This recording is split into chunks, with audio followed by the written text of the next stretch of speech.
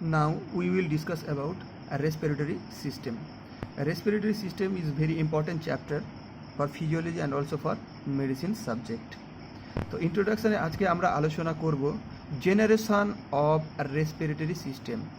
There are total 23 generation of respiratory tree. ট্রাকিয়াকে zero generation হিসাবে consider করা হয় এবং ট্রাকিয়া কন্টেন কার্টিলেজিনিয়াস রিং এবং তারপর ফার্দার ডিভাইড হয়ে নিউ জেনারেশন তৈরি করে এবং ফার্স্ট 7 জেনারেশন ইজ কার্টিলেজিনিয়াস এবং কার্টিলেজিনিয়াস হওয়ার কারণে they are non compressible and last 16 generation non cartilaginous এবং নন কার্টিলেজিনিয়াস হওয়ার কারণে দে আর compressible এবং they contain a smooth muscle cell and some neuroendocrine cell like Apud and Pulchisky cell. And first 16 generation are conducting zone. Conducting zone means air passes হয় কিন্তু কোনো air exchange হয় না and contain dead space.